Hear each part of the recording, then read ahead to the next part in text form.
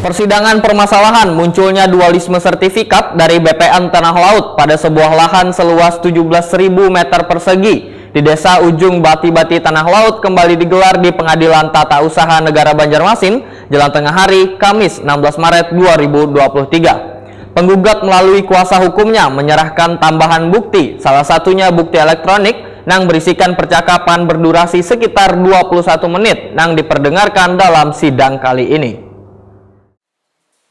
Persidangan permasalahan munculnya dualisme sertifikat dari BPN Tanah Laut pada sebuah lahan seluas 17.000 meter persegi di Desa Ujung Bati-Bati Tanah Laut antara Andre Soeharta SH, pemegang sertifikat SHM nomor 357 tahun 2003, selaku penggugat melawan tergugat BPN Tanah Laut. Wan tergugat 2, intervensi PT Siomas Adi Satwa, nang mengantongi SHM nomor 911, Wan SHM nomor 912, tahun 2016 atas nama Muhammad Hanik kembali digelar di Pengadilan Tata Usaha Negara Banjarmasin jelang tengah hari Kamis 16 Maret 2023. Dalam persidangan yang dipimpin Hakim Nang Mulia Tamado Darmawan Sidabutar SHMH dengan anggota Aslamia SH, wan anggota Ratna Kartiani Sianipar SH. Penggugat melalui kuasa hukumnya Yohanes Lee SH MM menyerahkan tambahan bukti, salah satunya bukti elektronik yang berisikan percakapan berdurasi sekitar 21 menit. Bukti elektronik ini pun diperdengarkan dalam sidang kali ini.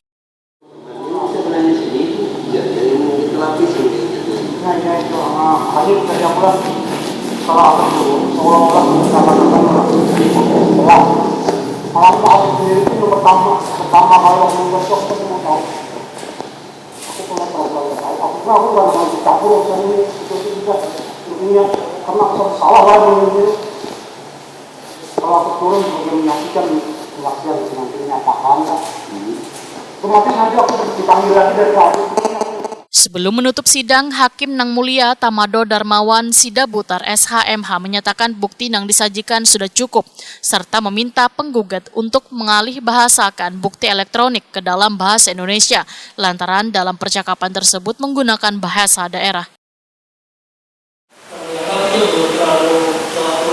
Karena bukti-bukti yang disajikan sudah cukup, sehingga itu saja yang terdapat menjadi pertimbangan. Karena kalau memerlukan PS tentu di pertengahan kami akan menawarkan, tapi membebankan inisiatif majelis kepada penggugat dan intervensi khususnya. Sidang pun akan dilanjutkan 2 minggu ke depan atau tanggal 30 Maret 2023. Selesai dan kita tunda 2 minggu dari sekarang, tepatnya hari Kamis tanggal 30 Maret 2023 jam 10.00 WIB atau 9 waktu server 9 WIB dengan agenda kesimpulan dari para pihak. Kesimpulan ini bukan kewajiban, tetapi hak, artinya bisa disampaikan ataupun bisa tidak disampaikan, tidak mengulangi dari esensi dan fakta-fakta hukum yang telah terjadi di persidangan. Oleh karena pemberatan ini merupakan resmi dari pengadilan untuk kembali hadir secara virtual pada jadwal yang telah ditentukan di atas. Dan demikian sidang kali ini kita cukup dan ditutup. Kuasa hukum tergugat 2 intervensi PT Siomas Adi Satwa, Rizky Wahetakone Prima TV usai sidang, kada mau memberikan tanggapan sembari berlalu keluar dari pintu PTUN Banjarmasin.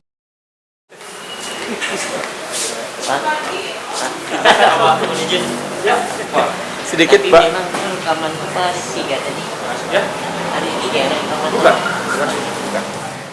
Sementara itu kuasa hukum penggugat Yohanes Lee SHMM menyatakan di sidang kali ini menambahkan bukti yaitu 3 lembar surat, 1 bukti elektronik yang diduga perbincangan Hadi mantan ketua RT dengan Yogi dari pihak PT Siomas Adi Satwa serta beberapa orang lainnya. Nah, setelah mendengar bukti rekaman yang tadi diperdengarkan, pada intinya bahwa ada beberapa poin yang kita tangkap. Satu, ketua RT lama yang diduga ketua RT lama itu sudah mengakui bahwa menggambarkan ada pemaksaan dalam proses pembuatan sporadik yang atas nama tergugat 2 intervensi. Yang kedua, ada yang tidak diketahui tadi mengenai masalah batas kan, batas dan ukuran. Bahkan yang bersangkutan menandatangani batas bersangkutan dengan yang sekarang sertifikat Andre ini yang berbatasan dengan sporadik. Sertifikat nomor berapa, Pak? Sertifikat 357 Dengan luas 17.000 lebih. lokasi tanahnya. Di Desa Ujung, Bati-Bati. Pihak lawan siapa, Pak? Pihak lawan yang digugat itu siapa? Yang digugat adalah pihak BPN Kota Kabupaten Tala. Sebagai apa? Sebagai tergugat 1 dan tergugat 2 intervensi PT Siomas Adi Satwa. Nah, dengan demikian bahwa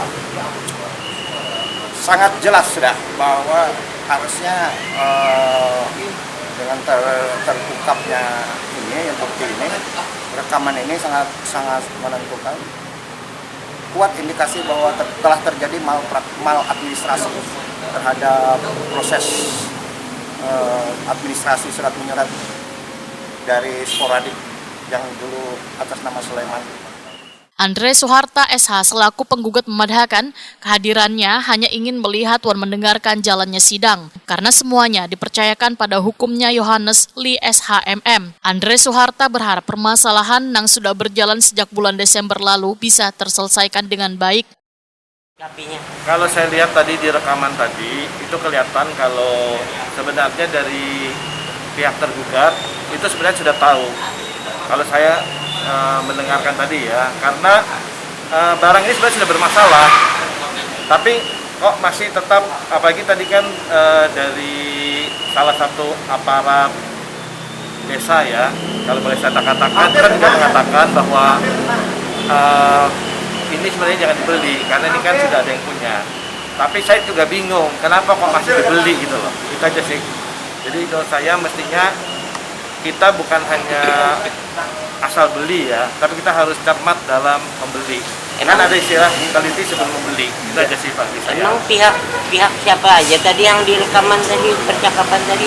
Saya kurang terlalu jelas. Tapi kalau saya tangkap sepintas kayaknya Itulah gambarannya lah. Gambarannya kalau itu sebenarnya sudah ada warning bahwa ini jangan sampai kebablasan. Tapi karena pihak yang bersangkutan memaksakan kehendak, kami juga nggak bisa membuktikan. Saya bahwa majelis hakim pasti punya keyakinan dengan adanya saksi-saksi yang bukti-bukti di persidangan selama ini, dan cukup ya boleh katakan ini sudah perjuangan habis-habisan mulai dari bulan Desember.